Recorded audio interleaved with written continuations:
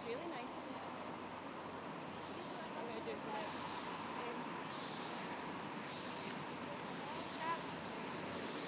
Ja, von dort alle gut schlafen und euch erholt weiterhin gut stehen.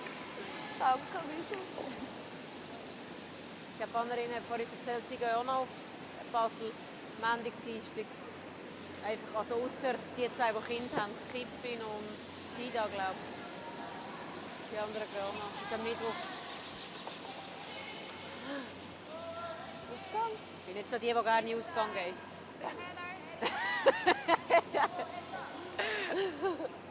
Also ich kann nicht in den Ausgang, ich muss...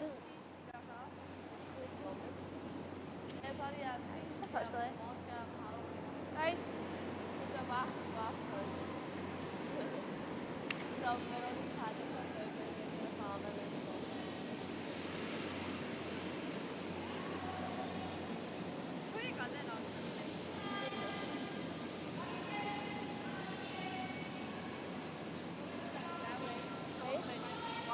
Well, it might even a wee bit less though, and let you sweep it. Do you want to give me a wee bit less? So I really was quite positive on that handle.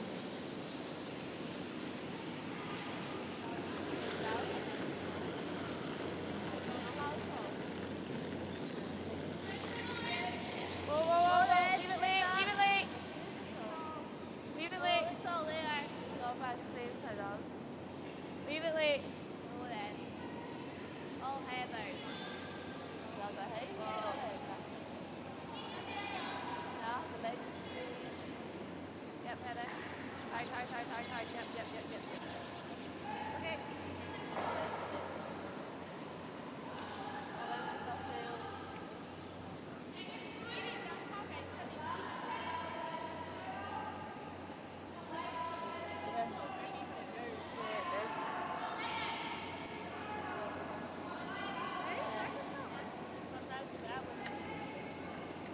My thing's going to fall off. Huh?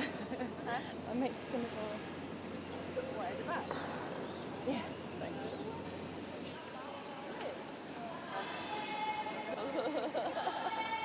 Damn. Depois você fala dos tiros. Okay.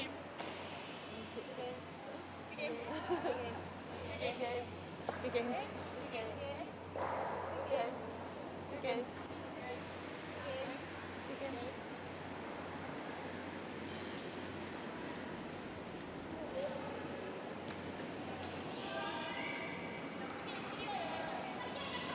Oh, die haben die gar nicht eingeschleift.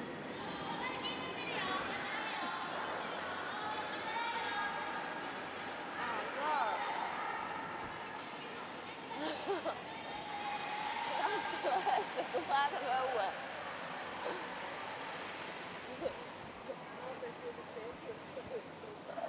Wieso? Sie hat auch einen schwarzen Brille gehabt. Ich hatte besser eingesehen. Right, are we doing our little... Hey, wer ungefinger. Did I get it? Cool. So, are we thinking go in? That was a hot Halt.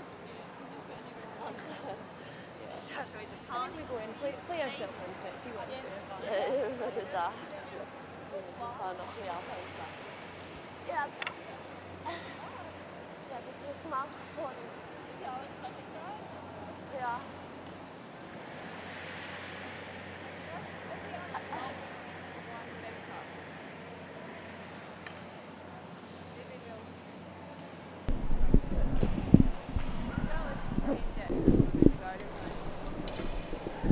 Good morning everyone and welcome back to the Dewar Centre in Perth for this morning's final round robin games before we go on to the quarter-finals of the EDF Energy City of Perth Ladies International Curling Championships. I'm joined in the commentary box this morning by Mary Milne and I'm David Hay. Morning, David. We've got a lovely sunny day to be sitting inside watching curling. It's a dream ticket for you, Mary. 3 games yesterday with Team Muirhead, followed by an early start this morning at bring back memories of the real curling days. Perfect. I just ran in this morning just to make sure that my fitness regime did not suffer, so it was good. So we've got Kerry Barr, former Scottish champion in 2014, going head to head against Ilana Paetz from Switzerland, the former world champion in 2015. Ilana and her team beat Jennifer Jones in the final of the World Championships last year. Fantastic run, like it has been for all the Swiss teams, Mary, the last 5 years. Switzerland have certainly, whatever they're doing something right. But to get 3 World Championships in a row is quite unprecedented. I think when I was watching the coverage from the Worlds in Swift Current, I think it was the 80s before it had been done, or since it had been done, the Canadians won 4 in a row. But there hasn't been another country since then that's achieved that. So 2 different teams, and obviously the Team Paetz here, they were the ones in the middle between Miriam Ott and Beanie Felsher were the Miriam Ott's team. Got the ball rolling. It's nice to see Miriam playing again with the old ladies. It's good to see someone else that's of my vintage out there. Yeah, well, Miriam's normally their coach. One of the players couldn't make it this week and she's filling in. They're playing very well from what we saw last night, the game last night. And I think we'll be treated to a good game this morning. Kerry brings a bit of experience to the young team here that are just out of juniors. This will be their first full season out of juniors, so it's nice for them to have Kerry when Gina's away playing in the mixed doubles.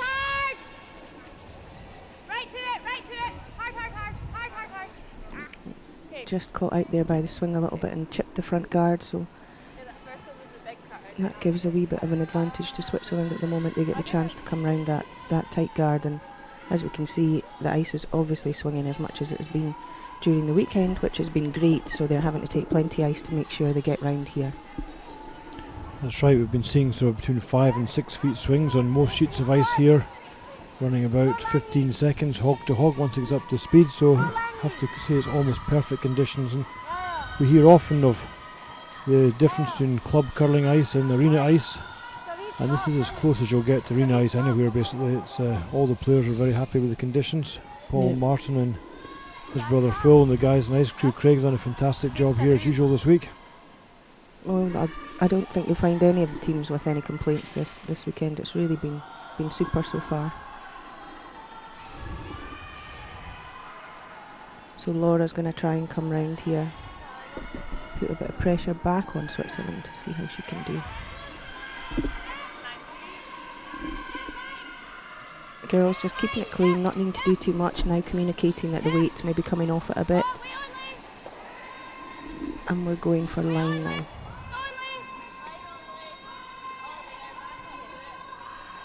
Hopefully it's right back on that back one, or are we going to, no, we're going to miss that. So that was just a little bit heavy there from Laura, which was a shame, but they needed to give it a wee sweep to help with the line there, so it's obviously moving quite a lot this morning. Yeah, a couple of mistakes there. It's going to definitely give the advantage to Switzerland. The Swiss girls won the draw shot challenge and had the last stone at the first end, which you're always trying to score 2 with your last stone. Simple game really, Mary. Score 2, force 1. Well, yeah, I don't know how we can make it so complicated at times, but it certainly doesn't always go to plan, and we've always got to be able to think of a plan B, C, D. This is looking like it's going to finish nicely for her, I think, but maybe not, just pretty much on the tee. Great weight there. This is the key shot though. If Team Aitken can get a freeze in here or a tap back, you can see a fair bit of that stone. Yeah. And the guard is close, but as we've said, because the ice is swinging so much, there is a really good chance that they can get enough of this stone to maybe even take the back one with it. See how Laura does here. Are both these teams in contention this weekend, Dave? Well, Paetz is 100% in contention, yup. The Aitken team were not quite had such a successful start to the event. They were sitting currently on G.Aitken is Just on the one just win. the one out of win just three. now. Yep, had 1 win and 2 losses. This is their last chance. Unfortunately, there is no way back into the main event for them. They've one more game, consolation game after this. Difficult. G.Aitken, the skip, not here this weekend, and Kerry Barr got out of retirement to help them out, which is great with her experience to pass it on to the younger players. No, it's also good that she's still keen to play at this sort of level. Unfortunately, with her job, she's the regional manager with NFU Scotland. It's not easy getting the time that's required nowadays to compete at this sort of level. That's right. It is. It's very much. Kerry played to the highest level, winning gold medals, and really a great curler who unfortunately has maybe retired, as we were saying before we came on air, just potentially a little bit early. It's nice to see her back on the ice, and it would be great to see her play in a few more competitions. So who knows? Maybe this will give her a wee taste to get back to it. Runa Kerr trying the in-turn hit and roll in. Oh, Great shot. nice shot there. Makes the Good. double. Takes a bit of pressure off her skip to open up the scoring area again.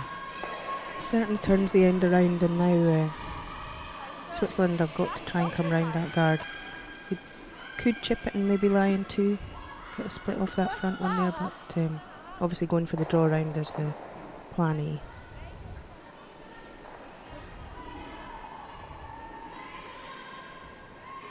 Dean Lehman throwing third stones for Team Paetz.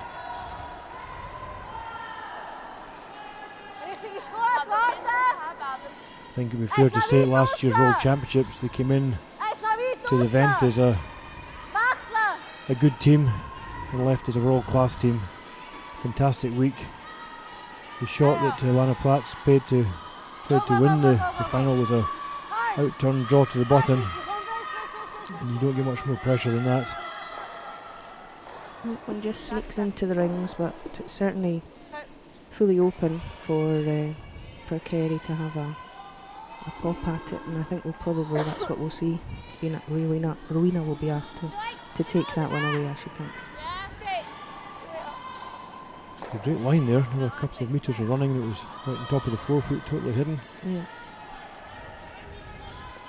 The guards are certainly up nice and tight, which makes them much more useful. The long guards on this swinging ice you can come round it, almost fully hack, soft barrier weight, and take out a stone that's fully buried. So I think that's the great thing, Mary, when you make a draw round, the opposition can follow you and take it out, and it's frustrating on ice that doesn't swing as much as this. The opposition managed to get a draw on it, draw weight, and you can't follow it, you can't take it out. So that's right.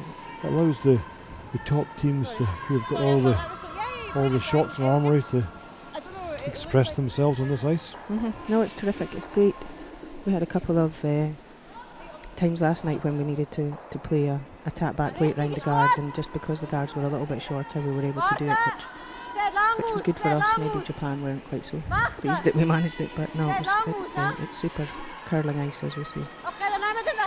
So this one's been forced out a little bit wider, I think, wider line, and maybe it's just hanging up a little, so they're going to try and take it back to get as much curl as they possibly can. But right back into back line, and I think maybe still partially open, but I'm sure Kerry is going to have a go at that one. Great example of the weight difference. Her first stone came up just touching the top of the 12 foot. That one's basically 12 foot heavier and goes to the back ring, and the difference in swings about half a metre. Yeah. So it just lets you see the requirement for accuracy and line. That's it, the dead weights. If they don't need too much sweeping, then they really take the big finish at the end, where if they need to be swept, or they've just got that little bit running them over what's required, then they certainly, they'll keep going a little bit straighter. But here comes Kerry. Playing the out-turn tap back. Trying to get the swing a bit more. And Richie sweeping it down. Not quite. No, we found that a little bit maybe in the early ends. If you keep the weight up, then they will run just a little bit straighter, and perhaps Kerry just making sure there with a firm barrier and just possibly ran a little bit straighter on her, or maybe she was fully out to the brush. But it's done its job. It's done its primary job anyway of taking that yellow stone away. So we'll see if Elena manages to pop one round here, fully buried. She's got a couple of options. She can afford to be a little bit tighter. If she rubs the yellow at the top of the house, which may not be counting just now, she could lie 2 after the shot. Yeah, that would be a good option for her with certainly with last stone to come.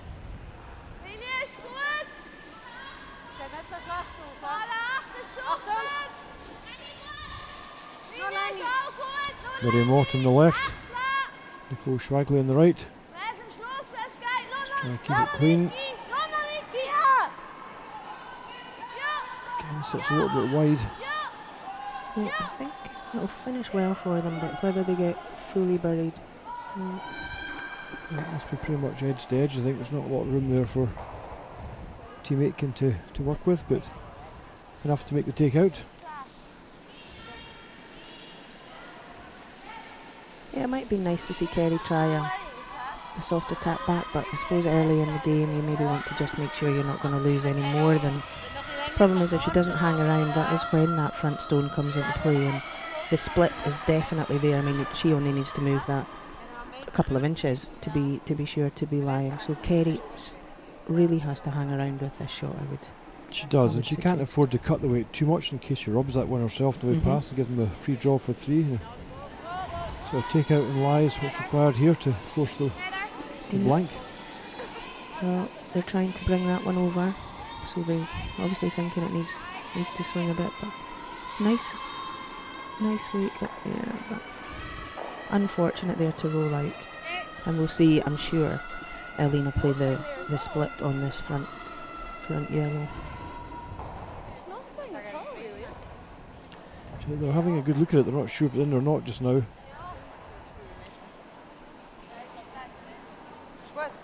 Maybe they think it's in already and not worth moving it, so we'll see. The measure might be called at the end of the end. I think nice they're taking, they're hoping just to rub it on the way past to make sure.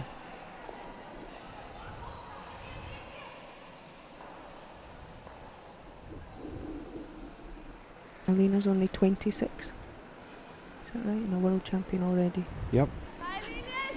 It said to me just at 26. So I take it she was 24 when she won the Worlds. It's a young ladies' game now, I think.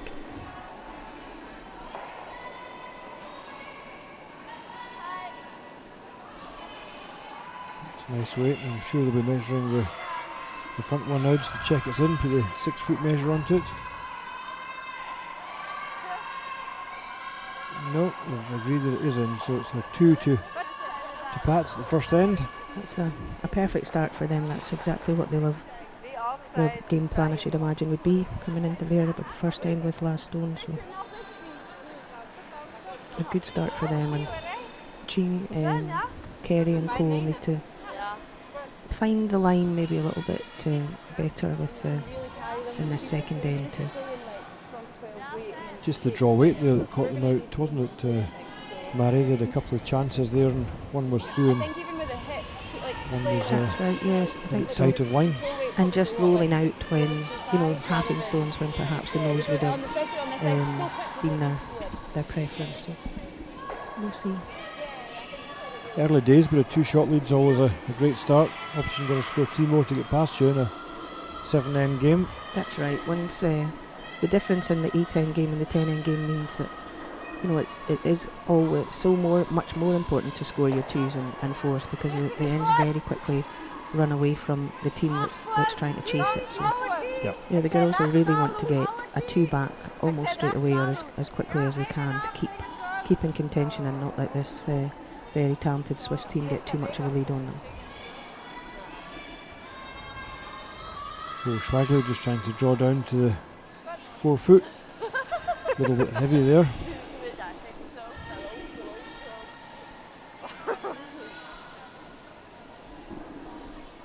Just slipping behind the tee.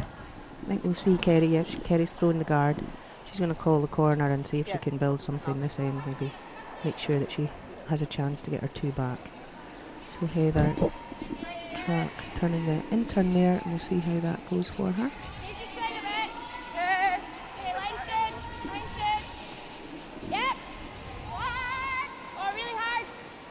This one's pulling a long way, just with that lighter weight, but are they going to manage to work it to get it over the hog there? Oh, The weight just came right off it as soon as it cut, didn't it? Yep, just drawing into the fresher ice, the colder ice with more pebble on it, slowed it up. A little bit lighter weight. yeah, once you take the draw, then the weight does come off quickly. She will learn from that, though, I'm sure, and her next one will be a little bit more positive. Trouble is when you're 2 down and the opposition have got 1 in the button and playing again, it makes it look like a tougher end.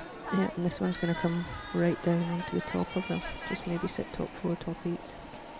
Yeah, and that puts Switzerland in the driving seat in this end as well, really, doesn't it? So Yeah, two good shots. we'll see if Heather can get her guard on this time, and then we'll see what builds. We've got a lot of important games on this morning, Dave, don't we? There's a chance of multiple playoffs as they're across the sections. Yeah, every section's got possibilities of playoffs in it for the quarter-finals. Anna Fowler from England is taking on Anna Hasselberg from Sweden. Swedish girls unbeaten. English girls only dropped 1 game so far, playing very well. And have an opportunity if they can edge out the Swedes of a qualification. Also Japan, Ogasawara, an important game against Viktimova of Russia. They've got to win that to qualify. Sophie Jackson of Scotland has an outside chance of a qualifying if she can beat Silvana Tirazoni, which will be a big ask for the juniors. They've been playing well, though, haven't they? They've had some really close games. Played very well. We watched their game yesterday online against Hannah Fleming, and they came from 3 behind to score 4 singles in a row and win the game, which was some great shots played by the young Scottish junior champions. Oh, good for them. Well, they're showing a great bounce back after a disappointing World Championship for them. It didn't work out for them this time round, but a lot of spirit, and I think Sophie Jackson calls the most similar game in Scotland to Eve Muirhead of all the lady skips. She's unquestionably got a fantastic tactical brain. Yeah, and not frightened to take a risk at all, which I suppose that's when, you're going to win games, but you're going to lose some as well, when, especially if you don't quite get the stones you're looking for. But anyway, here we go back to the game we're watching this morning, and that's a lovely Nice shot. double take out there to even things up a little, because it was looking very much advantage to the Swiss with their yellow stones, after Heather had unfortunately hogged her second guard as well, actually. So I don't know if she's maybe been given the stones that have questions on them, or maybe it was just 2 bad throws. But here we go. We're back in it again with 1 red and 1 yellow in the house, with Miriam being asked to take this red and roll away, I would think.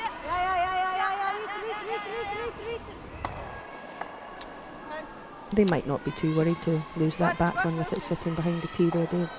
No, it's a reasonable result. She'll not be too disappointed. Takes the opportunity of a freeze away from the Scottish girls.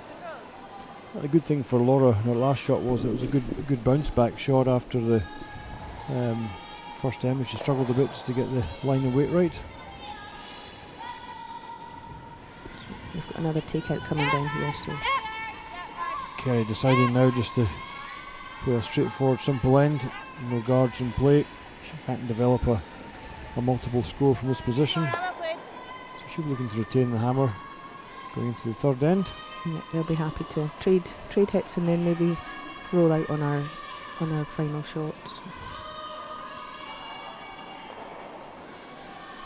Kerry Barr, a very accomplished curler, had a great history in the game. Been to 2 World Junior Championships in 2005 and 2008, and in 2008 she was part of Eve Muirhead's gold medal winning team. She also won the European Mixed Championship with David Edwards at Greenacres. in 2010, but unquestionably for her the highlight of her skipping career will be when she won the Scottish Ladies Championship in 2014. It's not too long ago either, is it? It's fairly recent times. She'll have all the shots in her locker. She just needs to make sure she opens the door at the right time and takes out the shot she's looking for. So. Rena Kerr, 22-year-old accountancy and finance student from Heriot Watt University in third year just now. Two-time Scottish junior champion, 14 and 15. World junior silver medal in Tallinn last year. She's a nice player, Rowena. So the girls playing at the Scottish Championships, and she made some really key stones. Unfortunately, that one there wasn't an example of one of them. A little bit heavy there with the draw, but she really makes a lot of nice stones when it counts. Yeah, very good super player.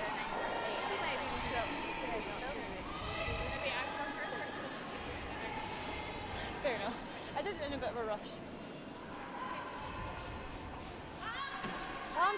This is just going to be a draw to the house, we think. That open shot, no pressure. Source of game control, 2 up from the second end. The onus is very much on the team Bar or team Aitken to force the game now, which you can't do at this end. There's not enough time left, so they're just going to run the stones through. Of course, the key thing here, Mary, she doesn't hit in the nose with the last one. So let's make sure she blanks the end. That's right. It's amazing how when you need a hit on the nose, it can be a tricky thing, and when you don't need a hit on the nose, they seem to sometimes turn in like magnets just to make sure that you get the very thing you're not looking for. But that one over curled a little bit on them, but did the job, took the stone away. So we'll see Switzerland replace it, I think, very much on the back to the centre of the sheet.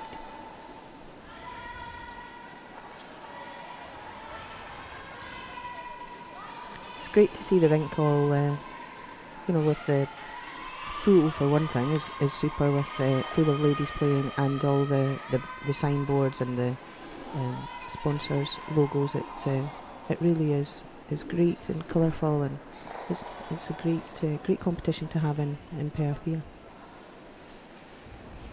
Well, it's been an ambition of ours for some time to have an equivalent of the Perth Masters, a long-established men's European and World Curling Champions Tour event, which we hold in January every year. Have the equivalent for the ladies, and this is the first time we've managed to get the sponsorship and the backing in place to do it. We're delighted to have EDF Energy as our title sponsors, but huge support from British Curling, and in particular the performance director Graham Thompson, who had the vision to back the event and also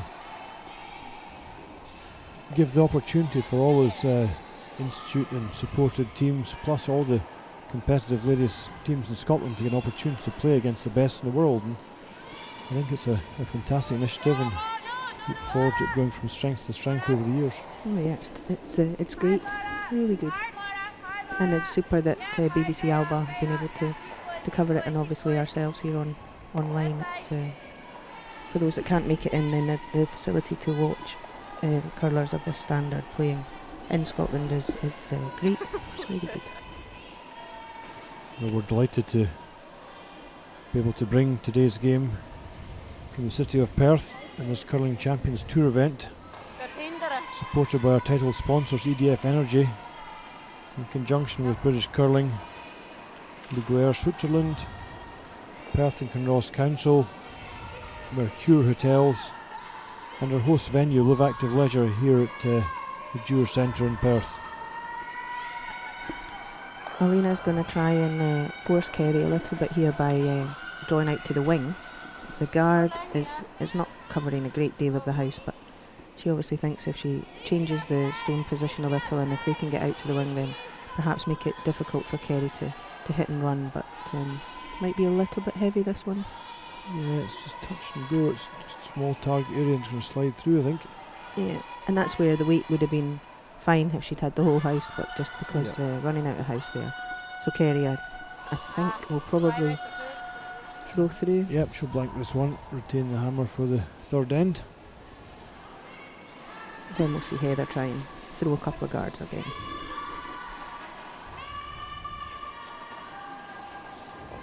Yeah, apart from our main sponsors, we've also had a tremendous support from the local community, local businesses got behind this event. 9 different nations competing here this week. Teams from Canada, Sweden, Japan, Norway, Russia, Switzerland, Scotland, England. A truly international field. Right, it's a great chance for the English team to play at this standard as well, because perhaps they don't have the same level of funding in English curling. I'm not quite sure what, if they'll travel too far and wide. So pretty much on their doorsteps to have the chance to compete against teams that are playing at the very top level is a good opportunity for them, and I'm sure they've certainly played well this weekend, and they'll be hoping to keep themselves involved towards the tail end of the weekend. Yeah, definitely, man. There's no question that one of the biggest disadvantages for English girls is the lack of facilities, and also the lack of opportunity to play against the better teams, where you can learn tactically and you can learn to play under pressure and go the full 10 ends or 8 ends it is this weekend, but the championship play 10 ends, and you can only gain experience. We've got some very young teams here this weekend, in particular the Dandy Rink from Forfar, Anne McKenzie from Perth. The first opportunity for these girls to play at this sort of level. They had a great win last night against the Russian team, and it's just, you don't learn sitting at home. You've got to get out here. You're right. I mean, the youngsters have played well all weekend, and last night been able to take the Russian team down the extra end and then to get the win that's a nice result for them. They'll have slept well, I'm sure, last night after their 3 games. That's right, yep, it's a great accolade. There's not a whole lot between the teams yet, I think, play-wise. We've seen a couple of misses, maybe from both teams, but Switzerland just having the edge at the moment, and as we said in the last end, Kerry will really be, now we're playing the third end, she'll really be looking to get a chance to build an end here and score that 2 that she needs to draw level again. So Heather's guard weight much better this end, so that's a great shot. That's exactly where they would have wanted to put it, I think. That's perfect. We were saying yesterday that the sponsors logo, the EDF Energy logo on ice, is the right distance to be short of the house in that 2 metre area there. There's plenty of swing. You can get right round that red one and be fully hidden. Nicole Swagley, a very good lead. It will be tough for the Scots to build ends, because she's going to get her draws pretty much on the target area each time. Yeah, you've just got to hope you can keep up with your opposition player, don't you? That's all you can do in your one position, is to try and play your very best and make sure that you're outplaying your opposition, and that helps the team. If everyone does that part of the job, then it makes it a little bit more straightforward, hopefully, for the skips at the end of the day. They don't have to be digging you out of trouble every end, because that can get very tiring for them, can't it? Yeah, it's something I work with a lot with them when coaching Eve and the girls and Team Muirhead. Don't look at the bigger picture, just focus on your 2 opponent stones. And don't even focus on your opponent. You got to outplay the 2 opposing stones each time. Whoever does that, you'll always build good ends and get a chance of scoring multiple scores at some point. Sometimes we can get ahead of ourselves a bit and think out of the present. It really is not that relevant to the game. And that was unfortunate there. Heather just rolled out, which again turns the advantage back to Switzerland, and Miriam gets a chance to take the guard, I think she was called for. Peeling off the guard to open up the game again. Scots girls have to get the level of accuracy up in we've got a nose there from Miriam, which is quite unusual. So again, we've got to take the chances. The team have got to take the chances that they're being given. You won't. The Swiss will not continue to make mistakes. So you really have to be ready to pounce and take your chances when they present themselves. So Laura here having to try the draw around the guard.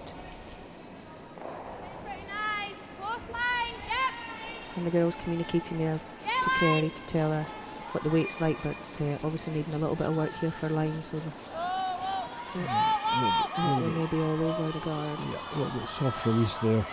And this is one of the challenges of the bigger swinging ice. It's a little bit light as well, didn't have the weight, so a combination of both the line and the weight. Yeah, but we'd rather have that than through the house at this point. You know, another guard doesn't actually do any harm. So. No, but we need to get some pressure built up on the Swiss team. They're getting a fairly easy ride just now as far as pressure shots are concerned. Miriam Mott going to try and clear off the guard that she didn't manage the first time. Yep, and it's Nini swept for line again, so this one, it might be a little patch on the ice, Dave, that it's swinging just a little bit more than either team are expecting, or because we've seen a lot of the stones move quite a lot. They certainly are moving off the centre line out to the wings, and that one drew a little bit more than they expected, but they've they cleared the guard, but they've left the room. So we'll see what Kerry can do with that. And the trouble for these girls is, unfortunately for Miriam being the coach, they'll be thinking she can talk the talk but can't walk the walk. You know, it's a tough school out there. Well, these coaches, you know, they've got to be willing to step up to the plate sometimes. I mean, my best Swiss German, I know they're just saying, come on coach, you can do better than that.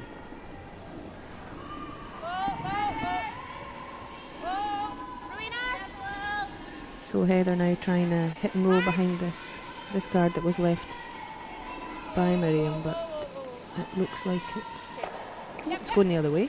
So just a little bit slow there, girls. You could have had that one in behind cover. Yep. I think we'll still Switzerland will see most of that one. So this will be, well, it'll be interesting because, as we said, this is the piece of ice that is moving a wee bit. So see what kind of weight they're going to throw. I would think it would be quite a firm, maybe kind of controlled weight, but plenty rotation, which will help hold the stone a little straighter, and Miriam not having to work too hard there.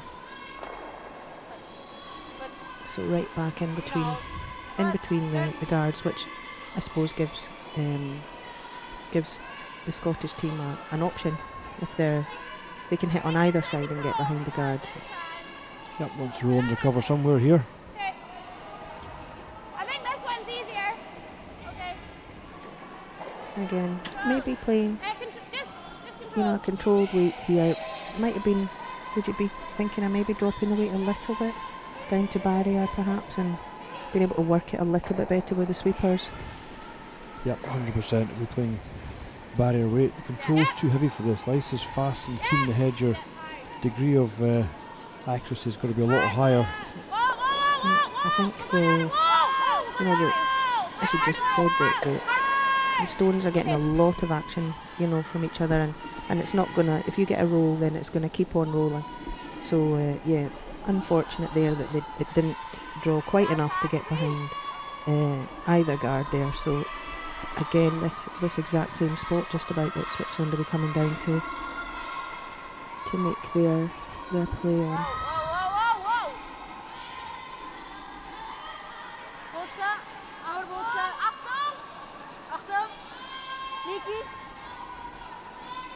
And we're trying to bring that over just a little at the end there to get behind the guard, but we'll have another open hit and see if maybe we can, if they choose to drop the weight a little bit, but quite a long roll this time. She wants to roll to the left hand side if you look at it, because the rolling behind the yellow and the right is not even too close together. A very easy run back. Runa Kerr's second stone here at the third end. It was a yes and then a no, so very big weight again. I think if that does, and it's just rolling away. Even a wee, the girls are happy enough with that, but I think they just need to cut the weight a little and see if they can work them a little bit better with the sweepers. It's kind of all or nothing at that weight. You can't really, although Heather was trying there to bring the draw, and I think at that weight you're not going to have a great deal of effect with the sweeping. You can hold it maybe a little bit straighter, but I don't think you can encourage it to draw too much at that weight. So Yeah, that way you're taking the draw out of ice. It's going to run across the top of the pebble and not get a chance to bite into it and curl.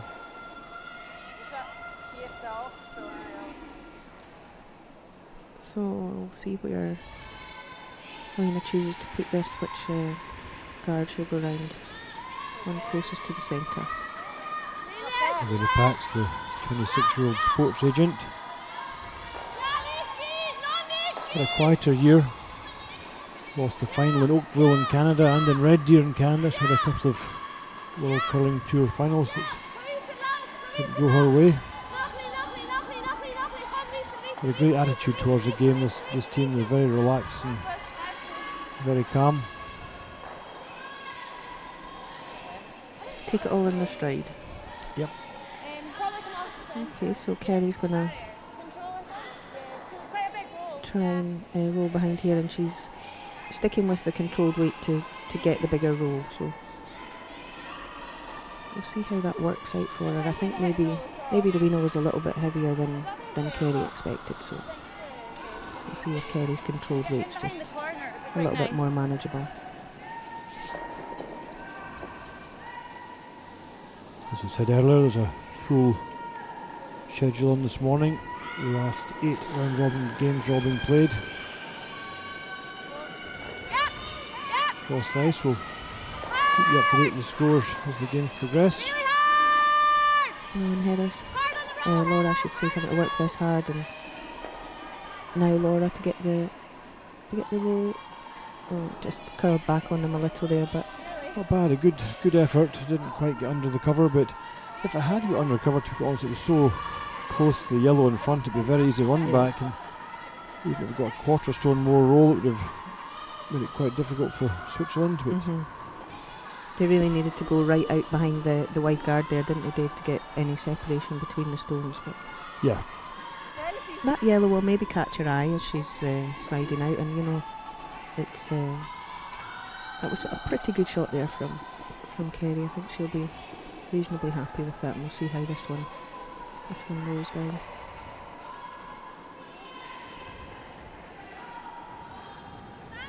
final shot for Helena Paetz at the third end.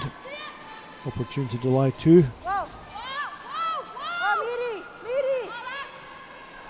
Needing to draw a little at the end there, so Miriam just helping it down. Nice shot, very well played. I think that was an example there of just a little bit quieter weight, and the girls being able to do a little bit more with it. Yep, perfect result. So this time Kerry Barr's been forced onto the draw. The draw into the 8 foot to score the 1, reduce the deficit to 1 shot if she can. This will be the first draw for Kerry since the draw to the last stone, draw to the button for the last stone, and they play that before the game starts. So that's actually quite a nice. She's at least had experience of a draw, even though our first couple of ends have all been hits. So see how it's coming down. The girls they don't look too worried. Still moving, but it's started to take the draw, so that should take a little bit of weight out of it for them. So sit down now. I think that's going to be good. Yeah, that's a nice draw from Kerry. Well played. Should go right to the tee line. So Scotland score 1. To reduce the set deficit to 2 shots to 1 to Switzerland. Crucial that they get the guards on this end if they want to put any pressure at all on Switzerland. We've seen maybe too many half shots, and Switzerland getting to certainly have the easier time of it with less pressure shots. So if the girls can get their guards on and force Switzerland into having to make more of a perfect kind of shot, then I think that'll be their game plan for this end, I guess. Yep, just got to up the positional play a little bit better. A few slack shots, half shots, giving the Swiss a fairly easy go this morning. You can see in the background the time clock's running on the scoreboard. Each team is given 32 minutes thinking time to play their game, and 1 minute between ends. So Heather Mawson gets us underway in the fourth end, looking for an in-turn centre guard for her blocking shot. Needs to swing a bit if you can. It will though, it will. Here it goes, here it goes. Yeah, I think Heather's struggling just a little bit maybe with the weight this morning, but this is Good Heather, nice weight. stop. Oh, no, that was there. I think maybe they should be happy to blame the sweepers for that. They gave that a couple of strokes, just maybe too many, so unfortunately that slips into the rings and gives Switzerland a chance to have a crack at it. The reason being that in the first 4 stones of each end, the lead stones can't be removed from the free guard zone, which is from the front of the blue circle to the red line, the hog line. You can move them round, you can tap them up, you can do anything you want, but can't take them out of play.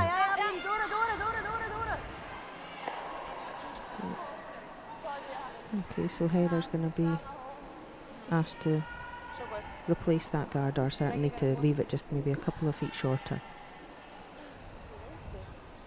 This is what we talked about at the turn of the end there. Mary, we need the Scottish girls to get on top of their weights and the line's a little bit better. Just been a little bit up and down this morning. I think the sweepers are meant to just have a wee look.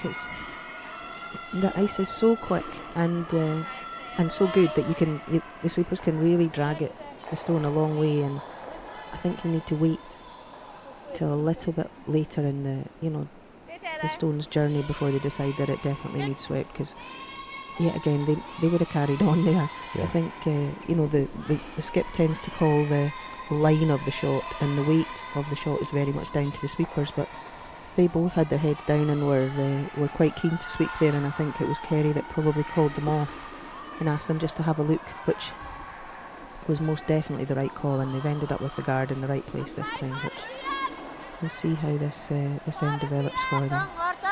Switzerland choosing to come round on the outside with last stone. They don't want too much sitting about the very centre of the ice, so they're choosing to come round the wide side of this guard, but I think they've maybe just rubbed it. Yep, popped it into the house and rolled away, so we'll see if Kerry opts to throw another guard and take a bit of a gamble, or whether she goes, no, she's going straight for that yellow stone which is sitting open in the house.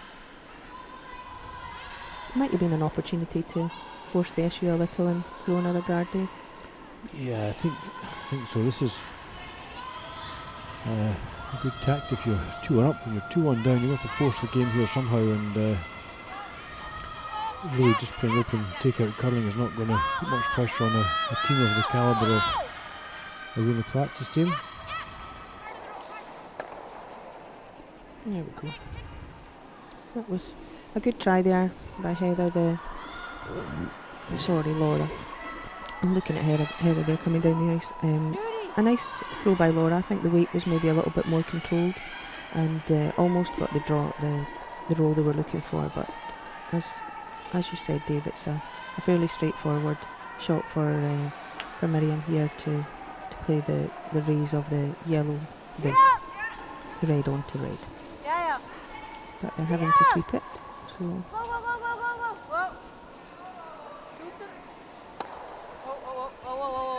potentially caught the side that they weren't looking to hit there, but it's pretty good shot though. She's had a corner guard, got the last stone, one ahead. Scott's girls got to play 100% end now to try and force the one. Yep, they're throwing the guard on this one, and it's a difficult one, because if they're too tight, then obviously it gives the raise opportunity, but as we said earlier, if it's too long a guard, then it's almost ineffective anyway, because they can come round at a hack weight, a tap back weight, and get rid of that shot. So really kind of crucial to make sure that this guard not only is on on the right line, but also in the right spot. The sweeper's keen to work again, and I think this is maybe gonna. Yeah, I think they've dragged that down. That side of the ice is catching them out weight-wise. I think they're thinking they need swept when clearly that would have been better left alone for. Yeah, it's just gone too far up. It's making the double takeout relatively straightforward. Miriam Ott, works in Swiss banking. There's also, as I said, former world champion herself and now coach to Alana Paetz in the team. Well, it's left one red in the house, but it's an opportunity for Scotland this time. They have to make an in-turn draw around these guys, but they're being quite defensive at the moment. hitting again, I think. I'm not sure how this is going to put any pressure on the Swiss doing this. Yeah, Kerry's maybe thinking that, you know, if they can force the one here, then they get the chance to get last stone again and get back. But I think that yeah, a guard or the draw. But she's made she's hit and run here. I think again, just Rowena overthrowing the weight a little bit there. Just on this very keen ice, there isn't really an awful lot of need to throw full hit weight to hit one stone. So unfortunately that one rolled away, and now we'll get the chance, Switzerland will get the chance. Nadine here will hit and stick, I would think, to put the pressure right back onto Scotland's shoulders.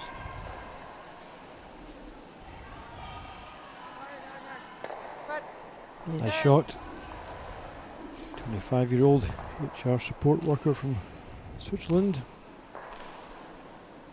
In a solid game today, doing very well. But the Scots girls aren't helping themselves here, Mary, apart from the fact they're struggling with their weights in line. Tactically they've got to be a little bit more aggressive. Take a couple of chances. Game's running away at half time now, and really Paetz hasn't faced any shots at all yet in the first four ends, and that is the problem. You've got to ask the question. Yeah, I think you're right, Dave, and I think I would hope very much that once we get this end out of the way, that 5, 6, 7 and 8 are going to be a far more aggressive kind of second half to the game, because as you say, they're not going to turn this game around unless they force the issue and start making their shots and put the pressure back on to their opposition, because they're having a fairly free run of it at the moment. Drawing to an empty house is not going to give them too many problems, although this one looks like it's a little bit steamy. Having said that, it's going to run all the way through quite comfortably as well. That's certainly uncharacteristic. You put the commentator's curse in these draws, Mary. Or yeah. Bigging her up, saying that she couldn't miss a draw there, and there we go, through the house. Anything exciting happening on the other sheets so far? We've got tight games. Fleury versus Barbie's out there on sheet H has gone to a measure to see who's going to score in their third end. I don't want to be any further than top 12 in the top 8. Looks like it's a pretty close call even with the measure. You might be seeing the chief umpire called down to take I think it needs 20 yeah, a second look at it. last time. Is that how it works, Dave? If sorry, I'm talking about another game, but if the measure, so the assistant umpire has carried out a measure there, and she can't see the result, so she calls down the chief umpire to have a look at it. yes, she can do for a second opinion if there's a debate and the players can't agree on it as well. It's not unknown. It's unusual, but not unknown that it can be dead equal. Kerry Barr, nice weight there on the in-turn, just a little wide for line. She was frightened to get too close to the yellow. Yeah, she had to give herself enough room to get round there. I think that was the right call. But Yeah, this is intriguing me now, this measure on sheet each in front of us.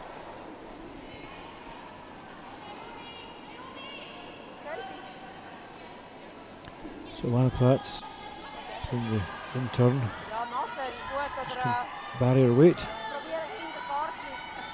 Wenn ihr nass ist, ist auch okay. The first stone of the fourth end.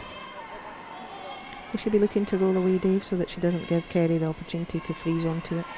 Yep, she'll just roll into the middle. She looks this is a great opportunity to score a 2 here, so she'll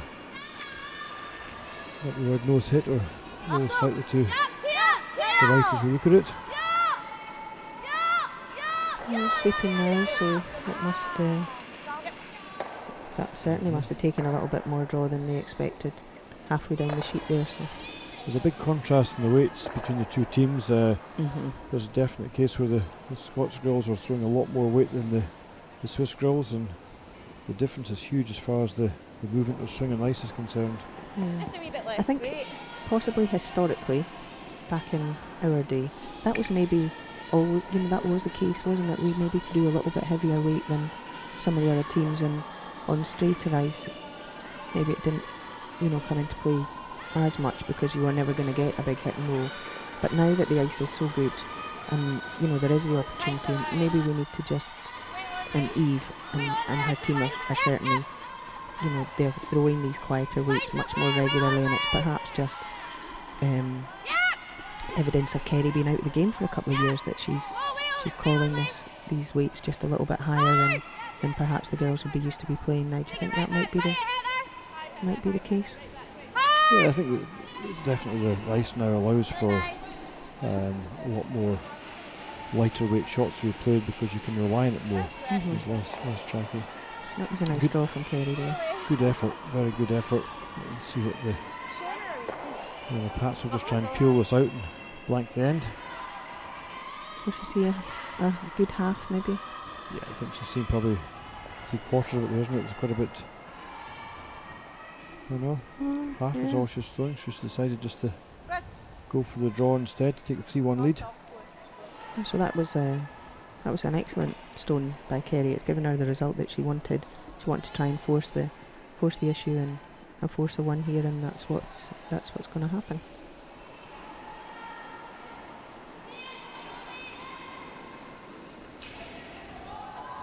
So final stone, fourth end.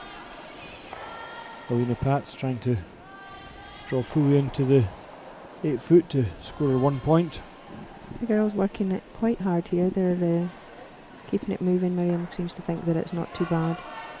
And it's going to come down nicely, I think, into 8 foot. Yeah. She's just going to make it nicely down, scores 1 point and goes into a 3-1 lead at the halfway stage. And I think a deserved 3-1 lead at the moment. They certainly, the Swiss girls are playing well. They're not being asked too many questions, but they are, I think, outplaying their opposition at the moment. Yeah, definitely. They've got momentum. They're got their 2 in the first end, and really the Scots girls had to be a little more aggressive after that, I think, in the way of their tactics to try and put some more pressure on, get some more guards in play. But they've been fairly defensive so far, but I think in the second half they've really got to really open up and try and have a few more shots in play. Yeah, I think so. Hopefully that's what we'll see. A few more guards, a few more draws, and maybe some down weight tap backs rather than these full-blown hit weights. As you say, it's never wrong to lose, it's wrong not to try, and that's the big difference. You can come off the ice having lost 2-1. Looks like a great game, but in actual fact it means nothing unless you try to win the game. You're better giving it a go. Yeah, the stats, which we were saying, Peter and I were saying the other night, only maybe tell half the story, but they do show that team-wise, Team Aitken are starting 66% for the team, and the Swiss team are 73. So there's a fair gap there between the teams and the players. They're nip-tuck in some situations, but the player for player the Swiss have just got the edge. Yeah, the biggest difference in the skips, we got Lana Platz at 75 and Kerry at 59. That's pretty much the reflection of the scoreboard, I think, that they get the biggest differences there. Oh, sorry, I've got that. Yeah, we've got them upside down. Okay, yeah, no, it's the lead. Sorry, Heather. Yeah. Heather's struggling a bit at lead just now at 59, and Nicole Schwagler's at 72, which is a fairly big difference. Yeah, I think we were talking about this the other night. The lead's position is crucial.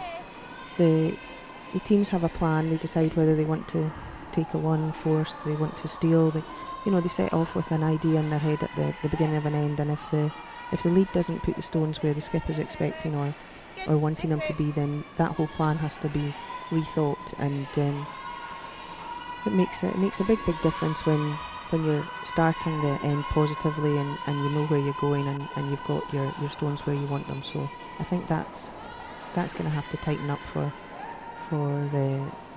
Kerry, and Heather seems to have done a better job there of putting the stone in a corner guard situation, nice and tight to the ring. So hopefully this end will work out well for the Scottish team, and they'll maybe be able to get back on level terms, but long way to go yet.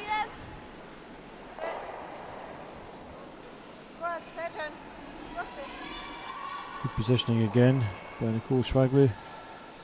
Two good draws. First one went slightly deep, the second one's in a perfect spot.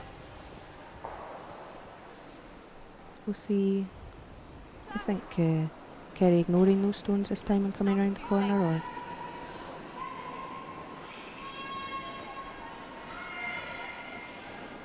hopefully. Yeah. Even a draw onto them, we freeze onto that top one would be quite a lot of room at the minute.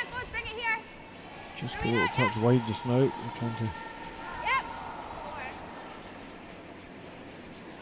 I think they were maybe going round the guard and just a little bit wider, so they've changed tactic and brought it down onto the yellow stone there. So that was nice weight from Heather, but just struggling a little bit with the line. Yeah, they were definitely trying to get behind the red corner guard, but Heather was just a little bit wide with that one. This gives Team Paetz a chance to take this corner guard off.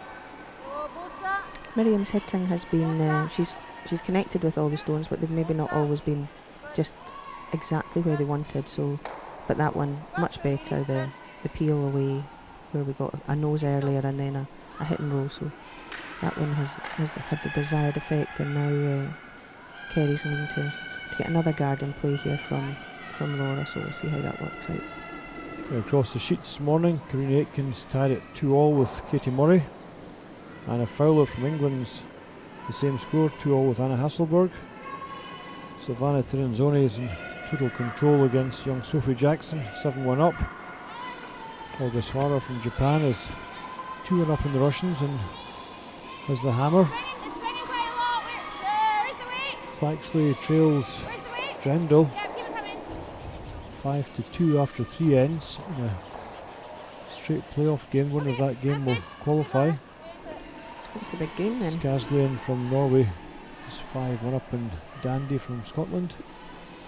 And Paetz has just stolen one against Fleury from Canada to lead 2-1. So all pretty close games, bar 2. So that measure ended up being quite crucial then on sheet H for the steal. Yep, yeah, it was a big measure.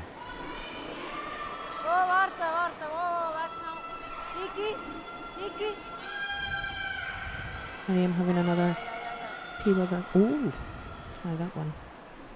I didn't hear much there. There was no contact. It was apart from my sharp intake of breath.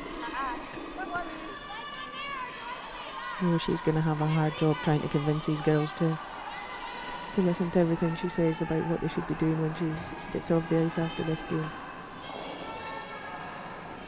So an opportunity here for Laura Ritchie to come in behind the corner guard. Yeah, this is a chance that has to be taken. They really have to get this second stone in the house here, and it seems to be curling an awful lot on them early. A similar release to the previous end, the third end cup here, Laura, similar shot in the same position, just a little bit of soft release, weights down,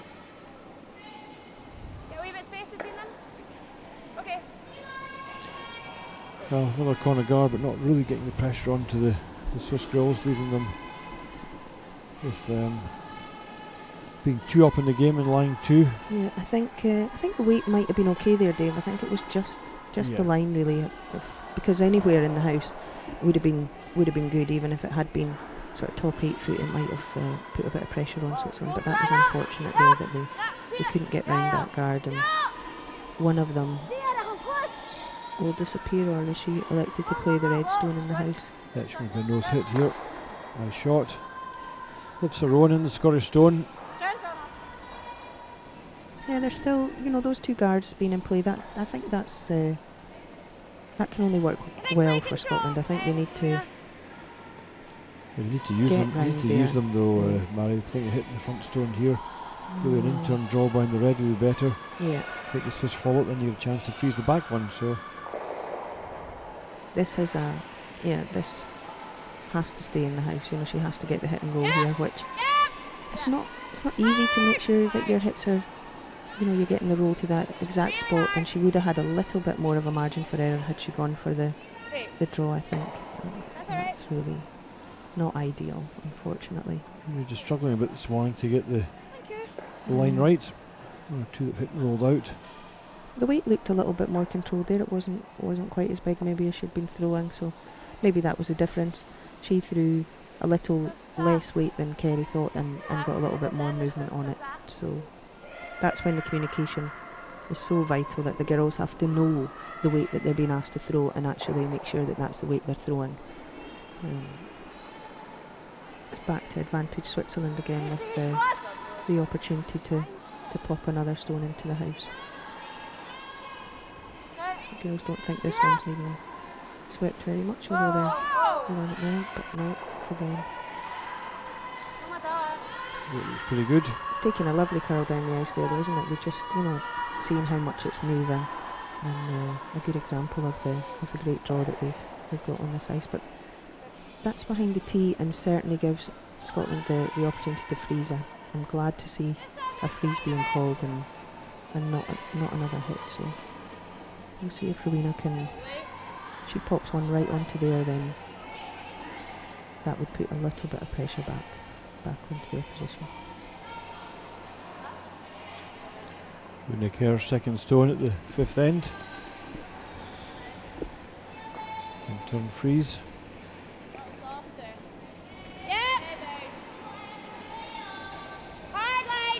It's a little bit tight for line. We know down this track here is a big swing in ice here. You have to work it for weight as well as line. It looks a little bit light. Are they managing to hold it? The girls are working hard, but potentially kind of 4 to 6 feet short of weight. We had to work that a little bit too hard, and it just overdrew a little.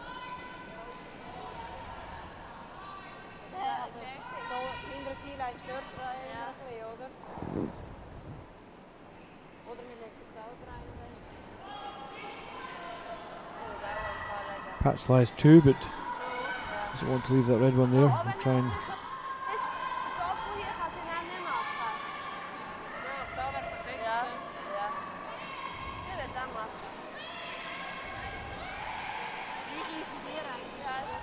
play a draw down, I think. Or chip it to the side, or push the red to the side, and flopping on top of the yellows is good, or even just a corner freezing it's also a good shot. Corner freeze is ideal. A corner freeze, I think she called there. It's not, I mean it's there, and if Lynn doesn't make this shot perfectly, then Scotland still have chances in this end. So, although it was a little bit light, it was potentially better that than too heavy. So, Rowena erring on the correct side there, and making the adjustment, having played so many hits in this game, to be asked for a freeze is one of the trickier shots to make the freeze perfectly. So it was a good attempt, and certainly keeps the stone in play and gives Kerry options with her next one. This one's drawing. I'm surprised that they're playing this shot, because at 3-1 up in a game like this, there's no need to make this shot. You could easily just have peeled it out of there. Yeah, I think this is kind of playing into Kerry, and the team's hands here a little bit. You know, it gives them chances now. The more stones in play, the better for them. Kerry can try and get a corner freeze in the yellow at the back of the 4 foot left hand side. We look at it just now. Shoots a corner of that one. It makes it very difficult for the Swiss girls to remove it, and if she does, it'll probably come onto the back one. The possibility of a score. A very difficult shot. The freeze is the hardest shot in the game. You've got to get line and weight absolutely perfect. If you chip it back at all, it gives them an easier take out. But we've, you know, with the benefit of seeing Rowena's stone come down there, Kerry should be aware of what the line's going to do, and maybe unusually both Rowena and Kerry are left-handers, so they're actually playing down the exact same line. This doesn't look short of weight, but they're having a wee clean at it, and certainly beginning to draw now, so they'll need to keep on top of that. Big finish in this ice. Yeah, make sure if they the get weight's right, round it will go right on top of the yellow at the back, if you can get the weight onto it. Finish it, Rose. Oh, that's a super stone. Great shot, really well played. Yeah, well judged, and Rowena, you know, she had to keep a sort of calm head there to make sure that she wasn't going to get them on too early, because there wasn't a great deal of room to come round between, you know, behind those that short yellow and then the red in the house. So that was really a great team effort there, and the first time we've seen all of the players involved maybe in making 100% shot for Scotland there. So it's going to follow it down with a little bit more weight. She's got about half a metre less ice than Scottish girls took. Bit of a risk involved in this shot if she has to get the nose of the red stone. If it bounces out at all, it'll give Scotland a chance of a multiple score. Yeah, and the different weights can certainly make quite a difference to the line, but this one is drawing quite quickly towards that centre line, and I think we're in danger of catching the top stones, or is she past? Yeah, she's past. That's a nice shot. Yeah, that's Great a shot. good stone there. Really good shot. Now, what are the options for Kerry? Does she... Is there anything off the top yellow one to red? It's risky, isn't it? Just a she's straight pretty draw. much forced to the draw now. No angles available to get the multiple score. A really nice shot from Team Paetz. Yeah, Well it's a big controlled. saver there. Good communication. Got the line right, the weight light. There might have been a nice angle to run that red too, but no, the red reversed through the hole, so we're just going to have to draw the lead same weight. There we go, Kerry quite sure of what she needs to do, so that's always, you know, if the skip's feeling positive, then that's great for the sweepers, gives them a bit of confidence that they're going to be looking after a shot that's coming down at the right weight. Tough shot, but she just played it with the previous one, so she'll have a good idea of the line and weight. And they're on it a little bit for line here, so the weight looks good. It's interesting to see the Swiss team took a lot less ice than the Scottish girls did. The Scottish girls got much softer releases than the Swiss girls. Oh, that's a shame. And you can see the difference in the line, it just draws a lot more that way. Yeah. So one shot to Team Switzerland, and Paetz moves into a 4-1 lead after 5 ends. Sweepers just let that one slow off a bit too much there. They could have been on that and keep it going. Yeah, maybe on it early would have held it up a little bit, you know, kept it out onto the wider line just before it started to draw, which would have given them a better chance to make that one there. But you know, it wasn't an easy shot. There wasn't much to draw to there, but that was a nice end of stones. I think everyone played a little bit better in that end. So although it didn't work out for Terry and the girls there, they at least played a little bit more aggressively and tried to make shots and ultimately had opportunities. But Switzerland were able to match them stone for stone there and played a great last stone saver.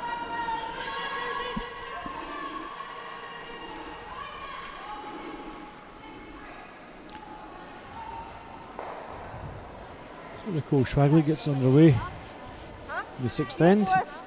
Looking to go top of the 4 foot again with her first draw. She's certainly had a pretty solid game so far. Most of her stones have been where they've been wanted to be, ending up. Sometimes she's slipped a little bit behind the tee, but she's usually covered that stone with her second shot. So there we go, top tee there and top of the 4 foot, perfect position for her. And Kerry's calling Heather to play the corner guard, try and build themselves an end here. But time's running out a little bit. They certainly need to be looking to score at least a 2 here, I think, Dave, to get back in touch with the Swiss team and not let them get any further ahead. I think a further loss in this end would really make things very difficult down the last couple of ends for the Scottish girls. But Look to score a 2 here will be their game plan, then try and get a couple of ends built up in 7-8, try and get some steals. But the Swiss girls are playing well. Won't be easy. It was a nice one there though, nice guard for Heather. She struggled in the early ends with her weight, but she certainly seems to have got it now, and that's super, that's great for her.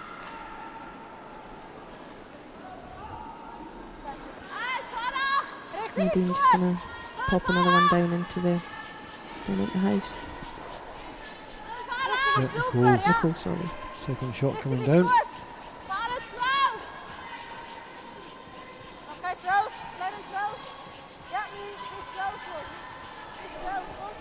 It's maybe ended up slightly shorter than they would have wanted, but it's certainly... It's pretty good, it's just it's drawn a fraction too much. They wanted to get in the house, so the Scots couldn't use it as a guard. Pretty good setup, really. And we're getting another corner here from Heather, hopefully.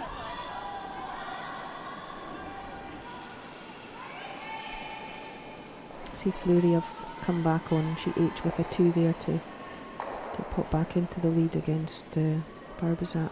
That's a good result from them so far. And Dandy, the young junior team, have stolen a 1 back on to get back to 5-2 with Scasley, so they're still fighting away, which is good to see. Good, Heather. Heather Morton, the 21-year-old pharmaceutical student from Queen Margaret University, playing a nice shot there. She was the 2014 World Juniors silver medalist. Yeah, it's 2 nice guards from Heather, and certainly sets up the end exactly as Kerry wanted, so it lets her conduct the rest of the game, the rest of this end from a sort of solid starting point, that at least she's got her guards and now there's stones in play and things that will maybe work in her favour, so we'll see what happens now.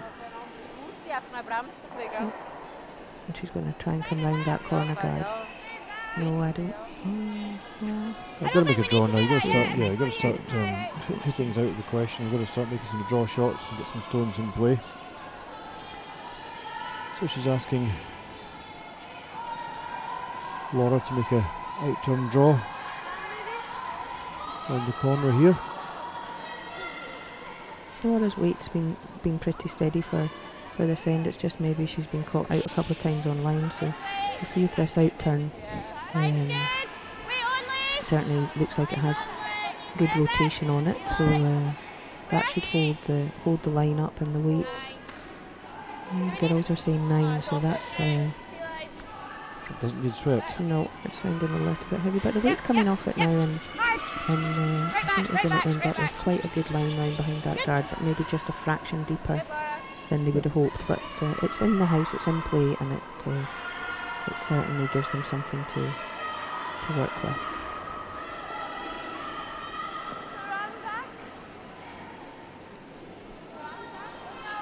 I'm thinking she's going to have to move a guard, so Yep, she's looking at pulling the red one off, opening up the back stone. yeah, certainly, that's probably the call to go for, but there are dangers lurking with those all the stones in play. She catches it slightly high, she could jam it on the wide yellow, and if she catches it slightly inside, she she might jam it on the yellow just sitting top of the forefoot. So there are dangers, but This is the reason we're asking why the Scots weren't playing more of these type of shots earlier in the game. It's the first time they've come round the corner guard successfully, and straight away it's just like to see the difference. Rather than have a free, open take-out, they're now having to think a lot more about the shot. Yeah, that's it. That's what you've got to do. You've got to make your opposition think, and you've got to make them play the trickier shots. You know, if you try and make your straightforward shots, then that should hopefully turn the pressure, and that's when you get the mistakes.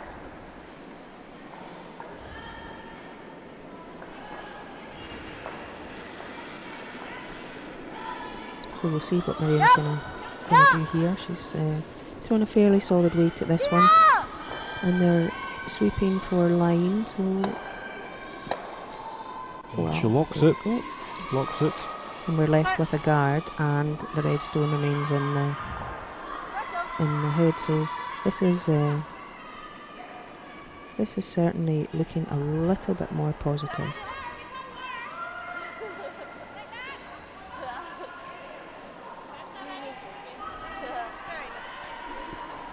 So Kerry has called round onto the top yellow there, I think. Maybe just with a little bit of tap back weight. This isn't an awful lot of ice, so I think we'll have to be seeing a tap back of some sort. And this is maybe the handle that Laura throws a little bit softer, so hopefully we'll see a nice positive release and a nice tap back here.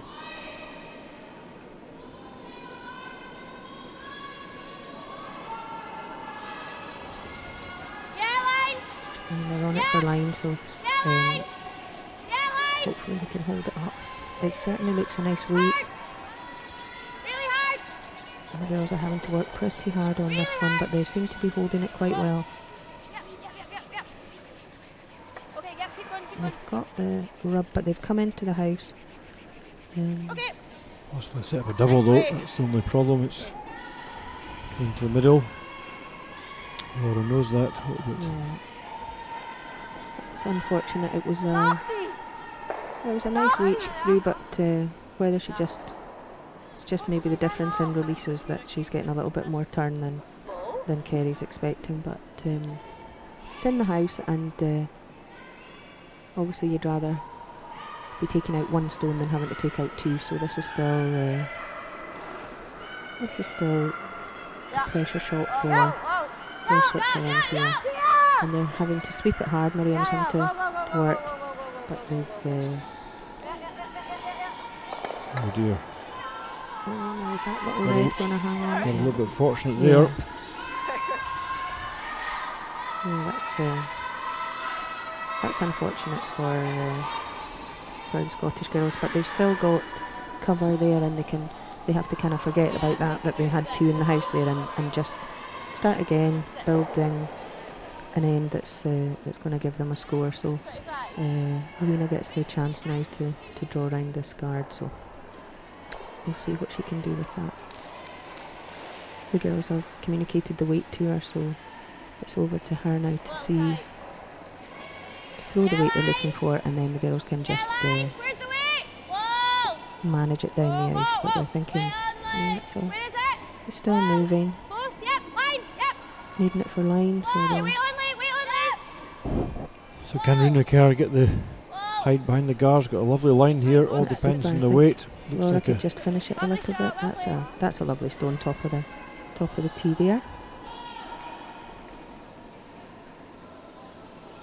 And it's always rewarding when you see your opposition having to run in a guard rather than being able to hit you straight off the bat, or even thinking about following you in. This is, even if they make this shot, then they're still going to have a guard to come round again. So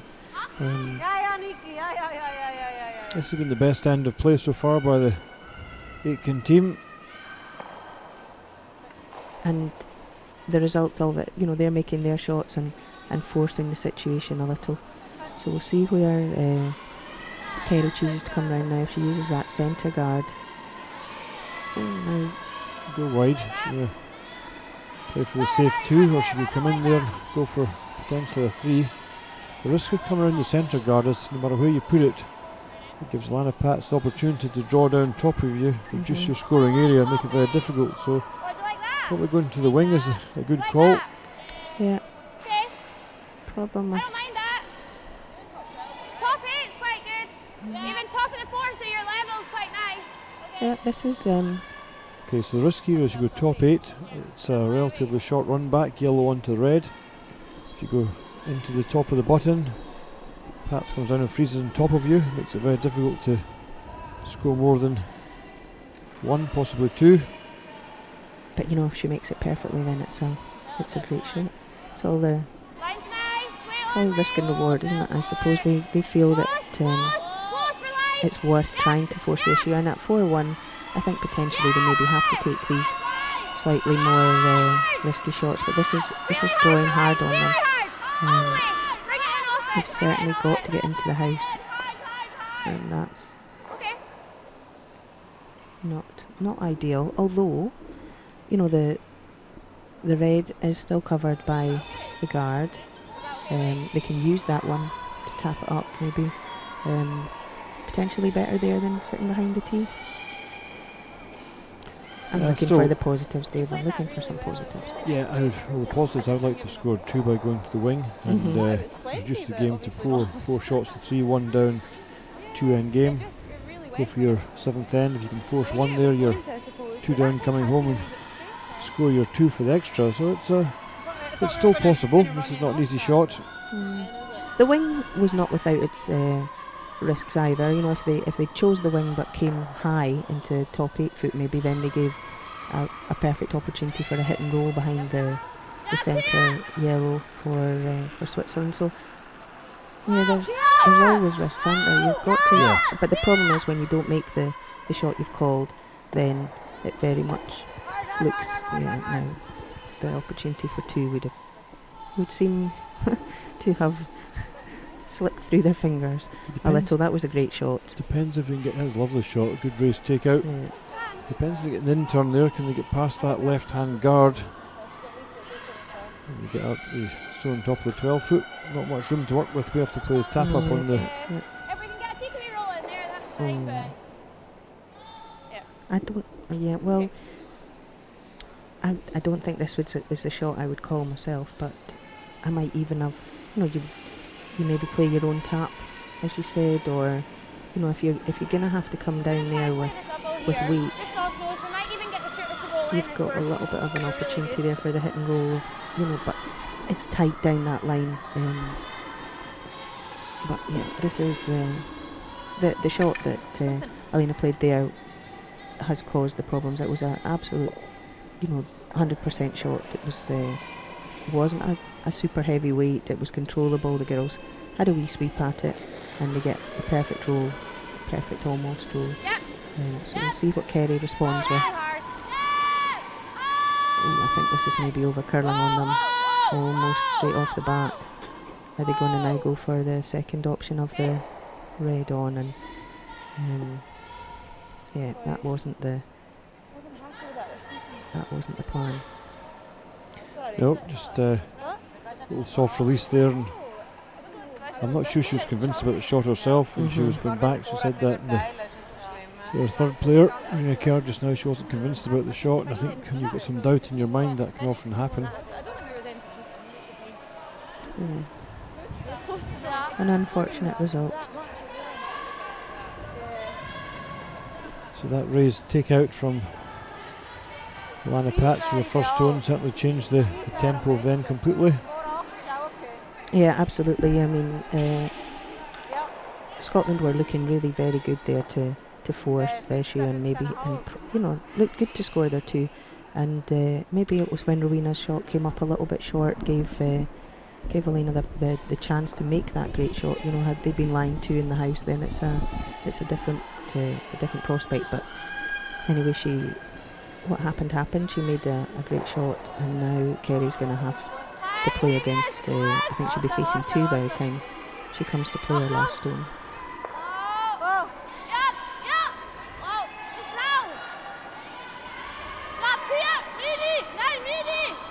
and then turn draw round.